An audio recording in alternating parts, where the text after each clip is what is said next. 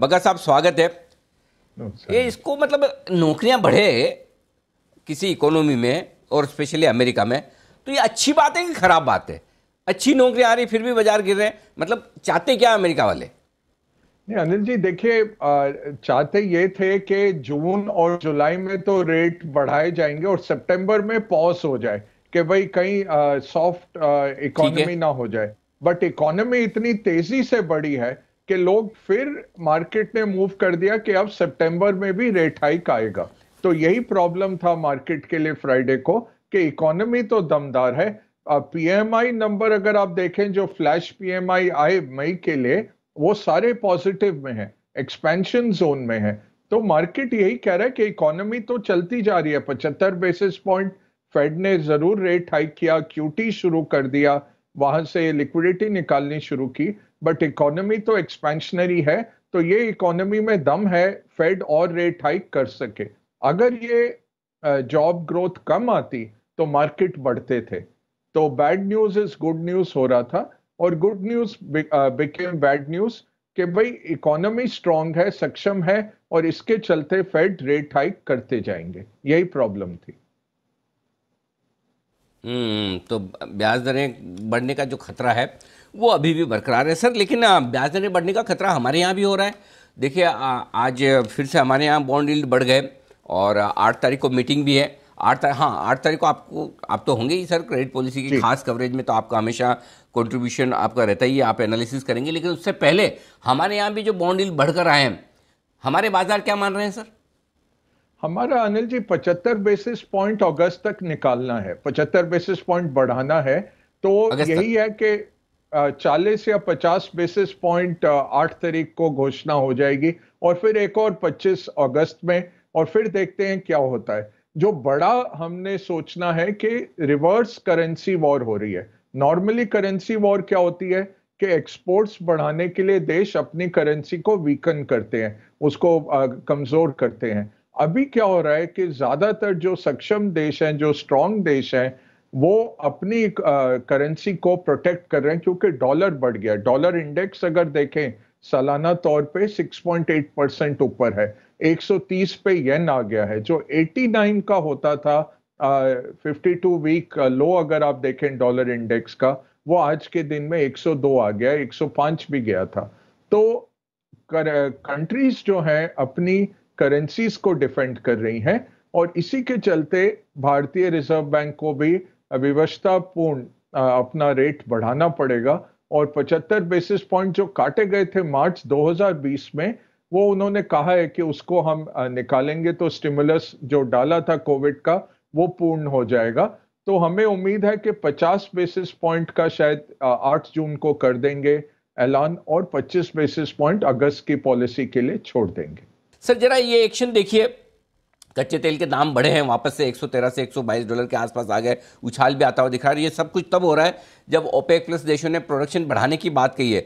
तो कच्चे तेल को लेकर क्या आउटलुक है, क्या व्यू है सर, और इसका क्या असर पड़ेगा? देखिए अनिल, सबसे बड़ा इशू है कि 10% जो प्रोड्यूसर है रशिया, उसकी कैपेसिटी कॉन्स्ट्रेन हो रही है एक्सपोर्ट करने के मामले में। अब शिप्स जो रशियन तेल उठाएंगे, उनको इंश्योरेंस नहीं मिलेगी वेस्टर्न कंपनी से।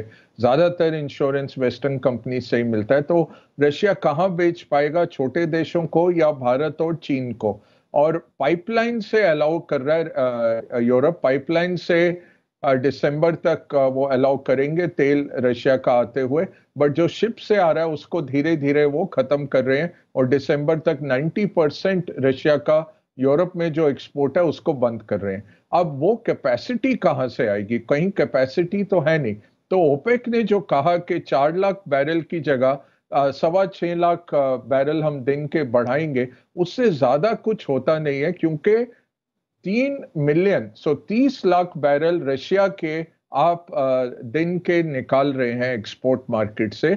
उसके सामने आप 6 लाख बैरल लेके भी आएंगे तो 24 लाख बैरल की कटौती है विश्व की क्षमता में, विश्व के जो अवेलेबिलिटी है।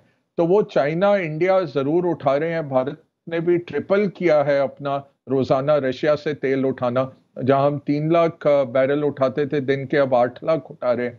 चाइना ने भी बढ़ाया है, बट बाकी बैरल रशिया के स्टोरेज में रह रहे हैं और वो अवेलेबल नहीं है। तो उससे क्या होगा, बाकी कीमतें बढ़ेंगी और ये कीमत और भी बढ़ सकती है 120 से ज्यादा, जो भारत के लिए बहुत हानिकारक है, क्योंकि हमारा 85% हमारा जो तेल का यूजेज है, हम उसको इंपोर्ट करते हैं।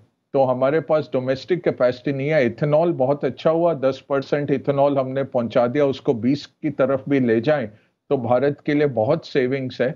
बट ओवरऑल तेल अब लग रहा है कि 150 की तरफ क्रीप अप करेगा, अनलेस कुछ इसमें निजात मिले रशिया यूक्रेन में।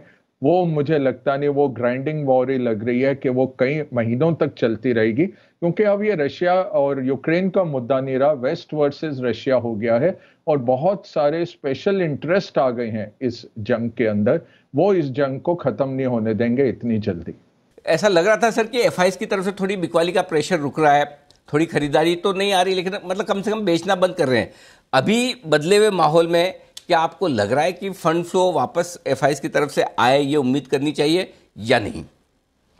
देखिए अनिल जी, लग तो रहा है कि डॉलर पीक हो चुका है 105 पे, बट थोड़ा सा इसका स्तर बन जाए। अभी ये जो फ्राइडे को यूएस की इन्फ्लेशन आएगी, ये बहुत अहम रहेगी।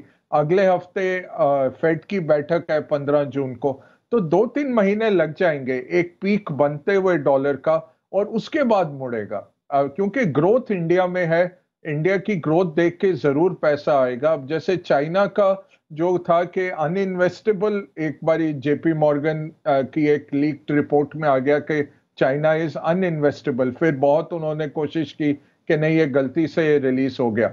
अब लोग कह रहे हैं कि चाइना इतना गिर चुका है इनके वैल्यूएशंस के, ये अच्छा मौका है चाइना में पैसे लगाने का। तो हमारा क्या हो रहा है हमारे मार्केट में, अगर आप देखें, पहले वैल्यूएशन कंप्रेस हुए हैं।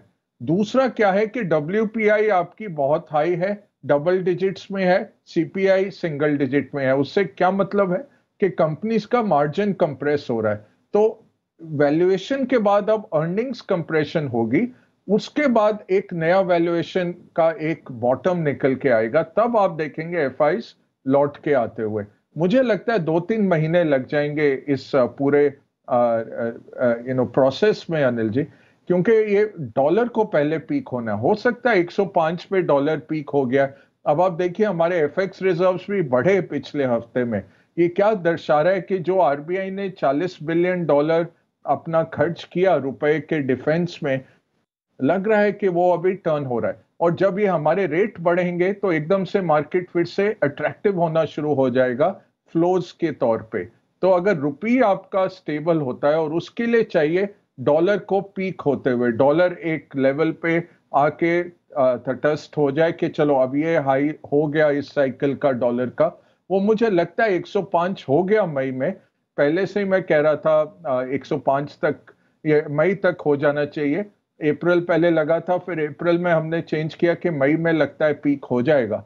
हो सकता है हो गया है पीक। वो अब फ्राइडे का आंकड़ा बहुत अहम है इन्फ्लेशन का, अगर इन्फ्लेशन आपकी प्लेटो होते हुए दिखती है वो अच्छा रहेगा। और फिर फेड का क्या नजरिया रहता है, 50 बेसिस पॉइंट तो 99.6% प्रोबेबिलिटी हो गया कि 50 बेसिस पॉइंट अगले हफ्ते बढ़ने वाला है, बट उनकी कमेंट्री क्या आती है वो बहुत अहम रहेगी।